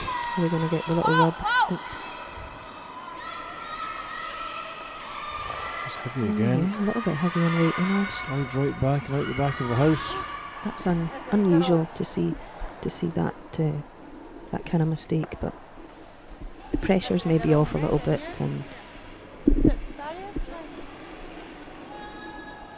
didn't hurt herself really because No. she just chipped the yellow slightly further in behind. We try and play the double in blanket. oh, well, But if I miss it, we're losing one. So Scotland trying to decide here whether they're going Try to and play the double in blank. go for the yellow, back onto the yellow, run them both out of the house I and think- blank the yeah. end. Yeah, okay. Quite a tough shot, or is she going to go for the out turn, raise on the red one? to be fair, either shot here, Dave, is pretty tricky, isn't it? You know, this one, I suppose if you go for the double, as long as you connect with the top stone, you're only losing the one. This, if this doesn't work out for her, she could effectively lose the two, and I think the game's then out of reach. Yep. In some ways, she has no real options here. The in turn draw is blocked by the wide yellow, and the out turn is blocked by the wide red. So she's forced into a hit of some description, and it's just whether she wants to use her own stone or go for the blank. So I think this is pretty close. The sweepers are off and on, so hopefully. it's a little bit more swing now. Can't be far away. Lovely shot. Oh, sit down. Is it going to hang on? I think it is. It's a great shot. That's super. Very well That played. wasn't easy at all, was it? That wasn't a straightforward shot for her.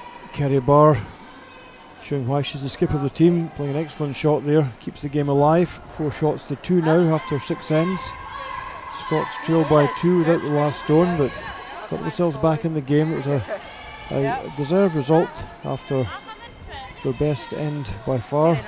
Yeah, Some nice come arounds around the corner guards. The first time they've managed to use the corner guards, and it just lets you see how the end can develop from there. absolutely. They they maybe didn't get the desired result of a 2, but the score there and the way that the end turned around for them. You know, they got a couple of mistakes from the Swiss team, and that should give them heart that if they make their shots come, these 7th and 8th end, put the pressure on the Swiss, there may be other.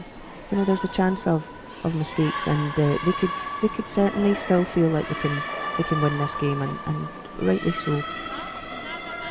I think also the thing now is they'll get a little bit of confidence out that end, and they'll hopefully throw caution to wind, and they've just got to throw multiple guards up front, and then hopefully at the end of the day they can get an opportunity to get one draw in behind. So after the 6th end, the Swiss girls are playing a team average of 72% and the Scots are at 67%, so pretty much tells you the 5% difference is shown on the scoreboard.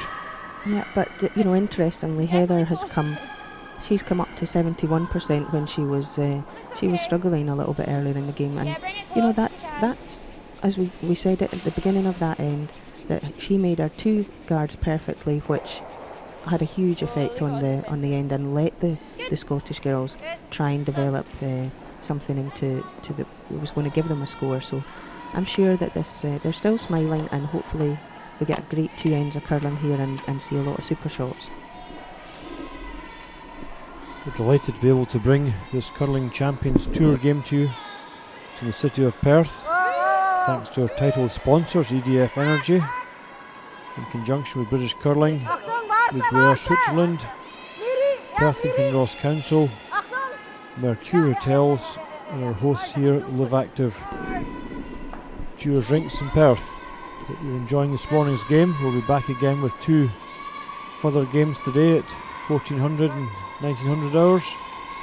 1400 will be the final games for the teams ranked 3rd to 5th, and any playoff games or tiebreakers there happens to be.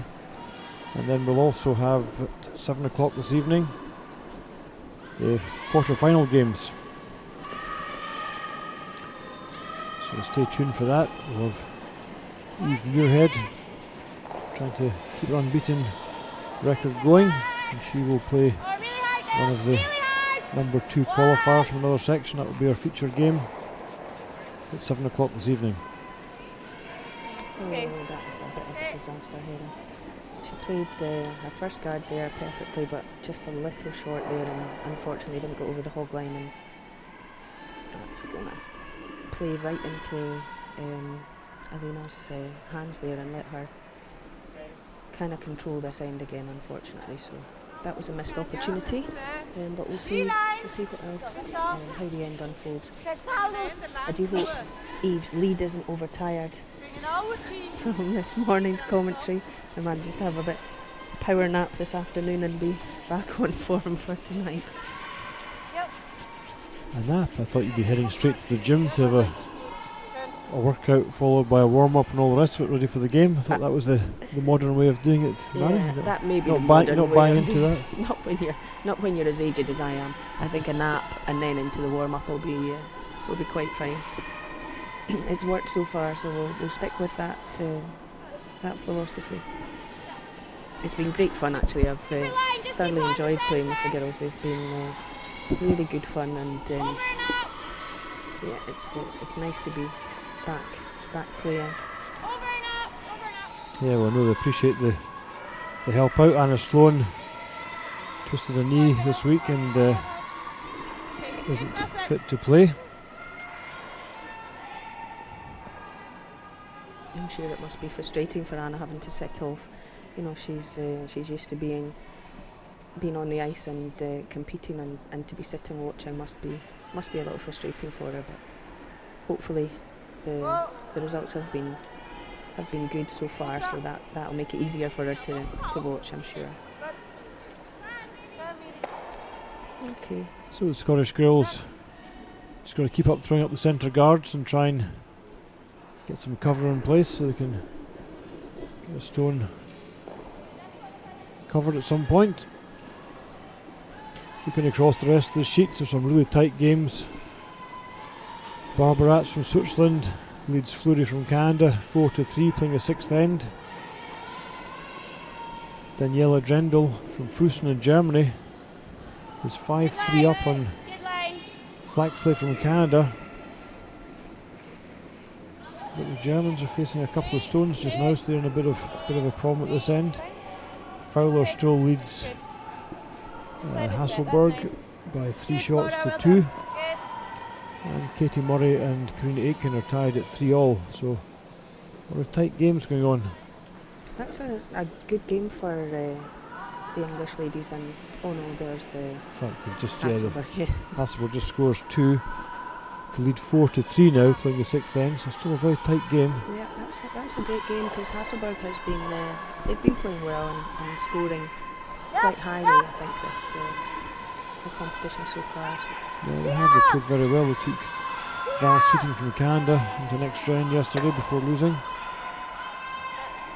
Yeah, we've got Miriam making a appeal there, so that's got very little cover for the Scottish girls to work with here, but still no other choice but to throw the guard again. Yep, just got to keep on hoping for the one error. Have the Canadian teams been over for a few days in advance of the competition, Dave, or did they? Yes, they came from all over the globe. One of the players came from Mexico, someone came from Greenland, some were staying on afterwards, so it's been great to see the 3 Canadian teams here and making a bit of a trip to Europe out of it as well. Yeah. Well, it's a nice time of the year, hopefully, for them to come and visit. You know, the weather, we'd like to think, is maybe turning, and the days certainly are a little bit longer, so it's a nice time for them. A long wet winter, we've had a spell of some really nice weather.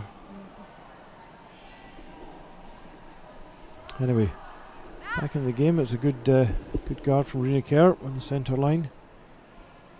A couple of catchers at the side, the red to the right and the yellow to the left are definitely in play, looking for a ricochet back into the centre.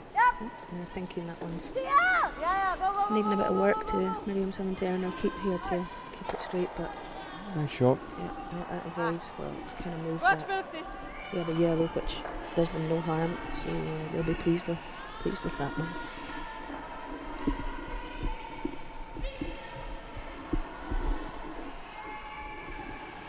It always appears when you're the team throwing the guards, it's a bit of a hopeless situation, but it's amazing how one half shot can change the whole thing. That's it. You've just got to plug away and kind of keep concentrating and everybody again playing their part, making sure the guard ends up where it's needed, because it's crucial that they stay on the centre line and give as much cover, the opportunity for cover of that button as they can. So that's again, that's another well placed shot.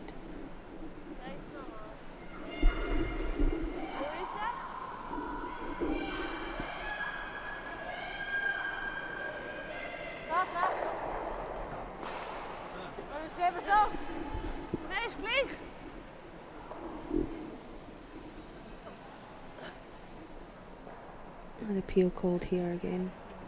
I think they're just going to go for the single peel rather than try and... Yeah, just take the centre guard off.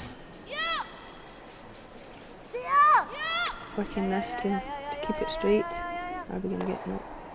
Oh, there we go, the double. Nice shot. Yeah. Nice shot. Maybe it's time for the Scots girls to look at freezing the yellow one, hope for the lock, and then make Switzerland face 2. Yeah, we're down to Kerry Stone, so I think you're right, Dave. With Rowena's, I think the third player you still have to try the guard, but now it's time to change it up and try something a little different. So the freeze definitely being called here. And Kerry had super weight, in the previous end with her draws. So this, if she throws the same weight again, then this will be great. So it's just all about the line, really, isn't it? She should be comfortable that she knows the weight she's going for. I should just hit it. Well, look at the swinging nice. Kerry's asking her teammates if they want to go for the freeze shot, which is the right shot, or the hit, which is not the shot for this time in the game. Glad so the girls replied no to the hit. Absolutely, yep. Good idea to get all your teammates on board though. So Kerry Barr, first shot at the 7th end. In turn freeze down to the Swiss stone. Yeah, and I think this needs it a little bit for line, so. So Supers, it's up to them to get this right now. Yeah, you've got to take it right Must down be there, right make down sure. on top of it this time. Try not to bump it. Oh, that's a super shot, isn't it? That's lovely. Really nice shot. Yep. Yeah, great weight. Just needed to draw another 4 or 5 centimetres to be perfect. You're a Well, hard taskmaster, Dave. Well, the trouble is this stage in the game when you're 2 down, Mary, there's not a lot of room for error now. This is a relatively straightforward nose hit. Take both the red and the yellow out and lie in front of it. But we have seen some hits that haven't maybe just hit 100% where they've been looking for. So this one, slightly wider line maybe than they've thrown previous hits on. So they could end up with maybe it'll run a little bit straighter or The key thing is at least she's asked the question. Where Scots have played a good shot, their line shot now.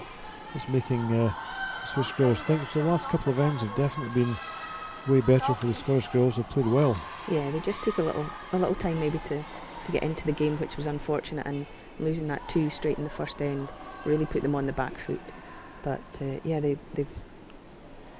performance has certainly picked up as the game has gone on, which is what you want to do, but you cannot give a team of this calibre too big of a head start on you, which is I think that's what they've now we've got it's been hard for line, it's locked it.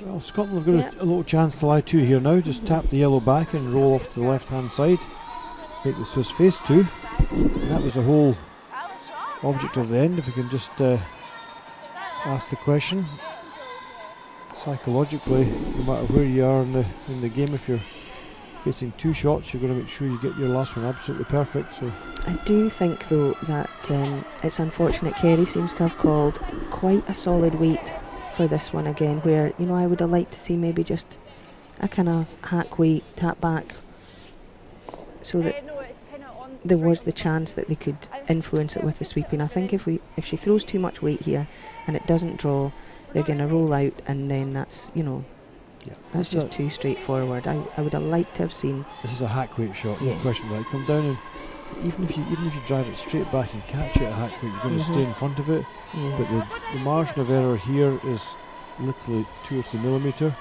and the margin of error on a hack weight shot is a lot less. Other ones just to freeze it. Comes Yeah, down and just yeah. freeze off the nose I'm there. just thinking that, do they need to be lying two? Because they're not going to steal two. So maybe the thought is that they just move it ever so little, just a couple of inches gives them shot, and that makes it a much trickier. Then the steal, the opportunity to steal is and that's what the girls seem to have decided. So no, it's not. Oh. We're going to go back for the shot here. Well, if you make it, you hit the right edge of the 8 foot. You're asking her to draw the 8 foot, which is not such a big task. She'll remove one of them from play. But it's very much what you're comfortable with as a skip, isn't it? If your team talk you into a shot that you're not 100% behind, then your chances of making it are much less than if you're throwing a stone that you're happy to be throwing. So they're on it, sweeping. So that maybe means we're not going to get a roll out the way, but unfortunately over curled, and that was the risk. That's what we thought was the risk of that shot, and it seems that our old heads were proven right. So pretty straightforward here for Elena. She's just going to try and run this one, I should imagine, to keep last stone in the last end 2 up with. You're not going to say no to that, are you, Dave? No, you're game control. Disappointing. It was a big opportunity for Scotland there. She just put a perfect freeze in her first one. Yeah. And the same again would have been a really tough situation for the Swiss girls, but an easy clearance here. Now she's not worried, even if she knows hits, this is a good shot. Yep, coming home, but she'll try and blank it. Yeah, I think if Kerry was sitting where we were sitting, she might have seen that a little bit differently, and may have gone for the freeze, just the very slightest of tap backs. But sometimes when you're down there and you're caught up in the moment, and you can make decisions that you maybe wouldn't go with otherwise. So yeah, the gap is pretty much staying the same between the teams stats wise. We're still at that 5%. Between them, with the Swiss girls starting just that little bit higher, but yeah, it's a shame they've been able to force the mistakes that they've been looking for, but then just not able to capitalise on those mistakes just as it comes down to the wire. So Switzerland are going to feel fairly comfortable with the 2-shot margin going into the last end with last stone. So certainly time for Scotland to make absolutely every one of their shots here and see if they can have Alina facing 2 with her last stone. That's about all they can do this end, I think, Dave. Yeah, definitely. It's a much improved second half from the Scottish girls. The last 2 ends, particularly in 6 and 7, have played well. Got stones in play and asked a few questions. Nice line. Line's really nice. Lane's really nice. Here it goes. Curling now. I think that's one of the biggest differences between Eve Muirhead's team and the rest of the girls in the Scottish game. She calls such an aggressive game by comparison, gives herself multiple opportunities to score big ends, whereas the rest of the teams are a lot more conservative, almost negative sometimes, their tactics, and you see the same here today, and we see the same when the girls are playing as Canadians and some of the other top Swiss teams, that you've sometimes got to take a few risks earlier in the game, give yourself a few more chances to score the multiple points. You do, Dave, but to kind of play devil's advocate a little bit, even the girls are working so hard, and they have the opportunity to work hard on their game every day. They're throwing stones, they're practicing, and Eve knows that she's going to get these shots that she's asking for more times than not.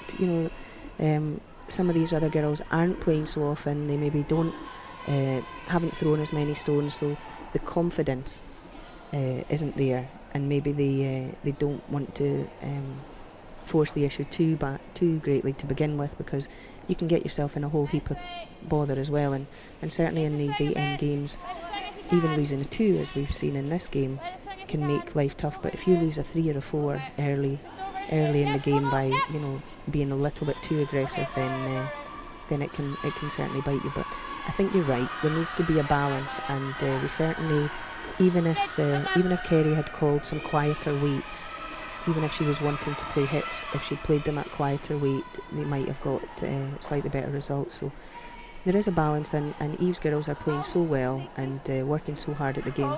But these other teams really have to see that, think to themselves, what can we do? Well, it might just mean that, okay, they're working full time, but if they want to compete at this level, they have to find time to practice.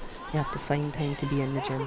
And also for these younger teams, they have to watch curling when they get the chance. They have to, you know, we get so many of the big competitions in Canada and across Europe televised now. They have to watch them. They have to see what tactics are being called. They have to see how to build your 2s, how to maybe build a 3 if it comes down to it, that you really need to get a 3, and you can learn that way. I think that's crucial, because sometimes when you just keep throwing stones and you keep doing the same thing as you've always done, nothing's going to change for you. So they have to put in the practice, but they also have to watch and learn from their mistakes. And we've got a lot of young ladies playing the game, and good young junior teams like Sophie Jackson and her team coming through, and they can only learn and they can only develop and begin to really push Eve. And you're only going to do that by playing the aggressive game, but making your shots. So a good opportunity here for Scottish girls. Got 3 centre guards up, and nice draw round from Heather. Just slips behind the tee a little bit, but good opportunity. Yeah, I understand what you're saying, but still, you've got to get into that mindset of being able to play that way. It doesn't matter whether you curl once a week or curl once a month. It's never wrong to lose. It's wrong not to try. And it's just it's a confidence thing. The more often you play that type of game, the more your confidence builds. Back in our television game just now, Miriam Mott trying to clear off some of the guards at the front. Gets 2, rolls the Scottish shooter into the house, so Scotland lie 2 here with a centre guard on. Kerry out to replace it. Good call.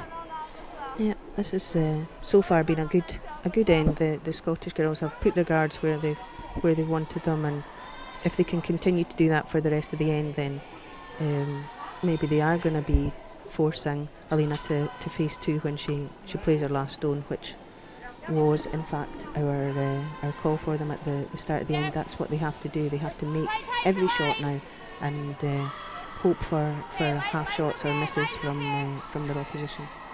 This one coming down nicely towards the centre line. We've got to comfortably over the hog line, but they don't want to leave a straightforward double rip there of the guards. But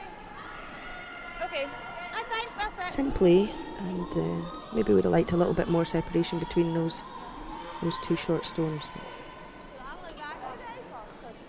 Yeah, just a little bit close together there. It's going to give the opportunity for a double clearance from the guards.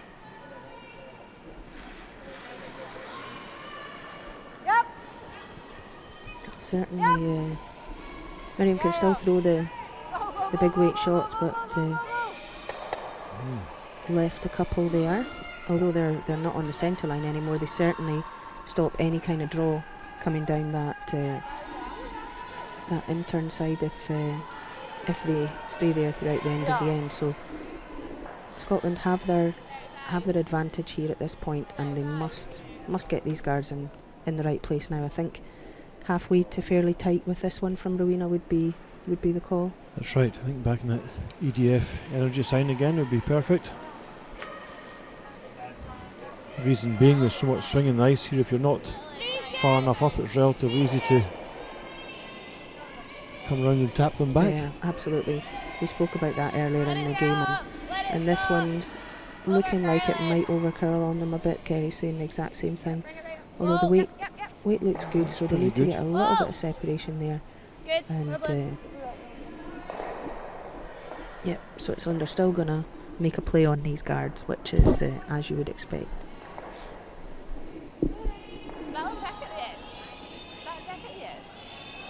Rowena Alina thinks it might have picked at the end, but I think it's just the way they're finishing. You know, it's they're always going to take a nice curl there and finish with that very thing.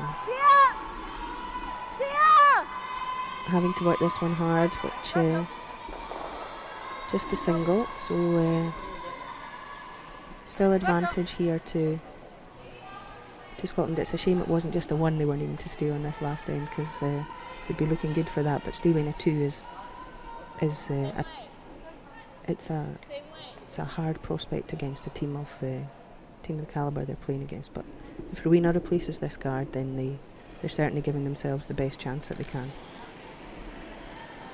Rowena comes down with her second and final stone of the 8th end, looking to put the centre guard on. Does that look a little bit heavier to you? She needs to be a little bit further to the right this time to try and attempt to take out the shot in the house, but with Pat's experience I'm sure she'll just rip the guards again. Yeah, now I thought that one looked as if it had a little bit more running on it, but actually it had less.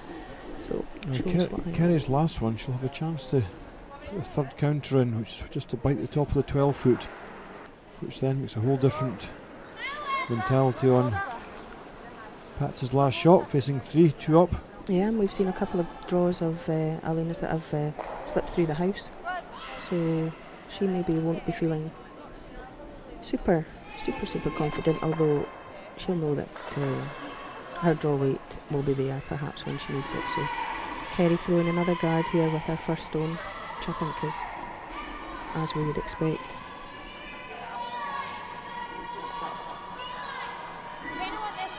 See the EDF sign? Kind of want it at the top of the EDF sign, but at the other end, obviously. And yeah, in the prime location there, as you've said earlier, of the EDF sign is where she's looking to put it.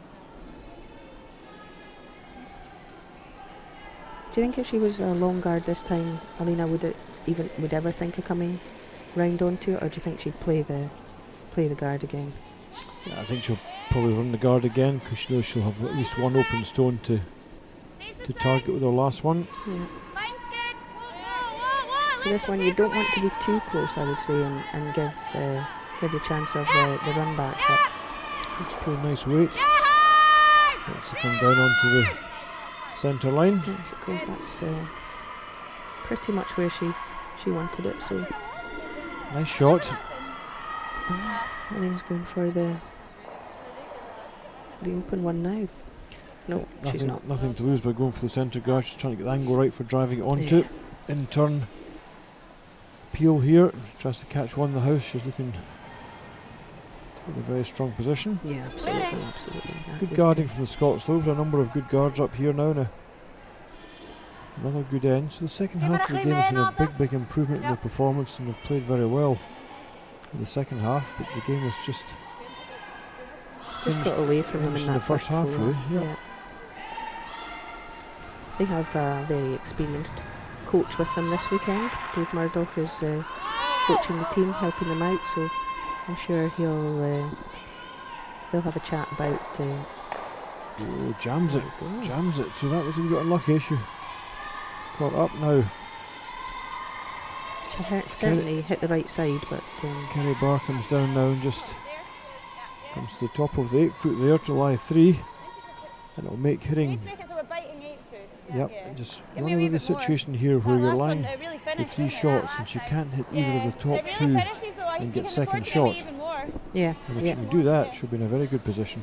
Yeah, this has been a 100% end so far, I think, from Scotland, hasn't it? Which is just biting 8 what foot we've wanted to see from them, and it's certainly heartening for them. But if it doesn't work out that they can steal the 2, it'll still be disappointing. But good to know that when they needed to, they could actually step up and play these shots. And guarding on such swingy ice isn't always, so easy. It's tricky. So they've done very well on this end. Right, Kerry, pop this into the top of the 8 foot. And I don't think there's any doubt that it'll swing in the end, so the girls want to keep on it, keep with it. Don't want to go too deep though and give her an easy nose hit. Sliding down, definitely got a little bit too much weight on. Not too much. Well, you know, she's asked the question. She's they're lying 3 shots, and the line was perfect. You know, if they'd been a foot shorter, then. But I think this, you know, they could do no more. So well done, Kerry and the team. Played a very good end. Yeah. So, Alana Paetz, 2 up, facing 3. Needs a nose hit. Doesn't matter if it jams. She cannot afford to hit and roll out though. Out turn rotation. Down the centre line. Doesn't sound to be any panic at all. On off is always a good sign for the Swiss girls. Yeah, that's a good shot there. It's a nice nose hit And and makes makes the double takeout to score the 1. And a win for Alana Paetz and Team Switzerland. Retains her 100% record as she moves forward into this evening's quarter-finals. Do we know who she'll play yet, Dave, or is that still to be? No, not at this stage. We're still waiting for some of the other results to come through, but they'll be quite happy to know that they are safely through. And a solid performance. There were mistakes from the Swiss girls as well. They'll want to maybe eradicate those moving forward, but the Scottish girls just gave them a little bit too much of a head start in the first 4 ends, but definitely played a much better second half of the game. So that was a good game to watch, and I'm sure the viewers at home enjoyed it too, hopefully. good, Mary. Well, many thanks for joining us this morning for the commentary, and good luck to you guys this evening in the quarter-final games. Yeah, that's very kind of you. Thank you, Dave. Thoroughly enjoyed it again this morning, so hopefully I won't be available for any future games in this at the end of the competition, but time will tell. Good, that wraps up this morning's coverage from the Juror Centre here in Perth. We'll leave you just now and look forward to you joining us again for the next round of games at 2 o'clock GMT this afternoon. From myself, David Hay, good morning.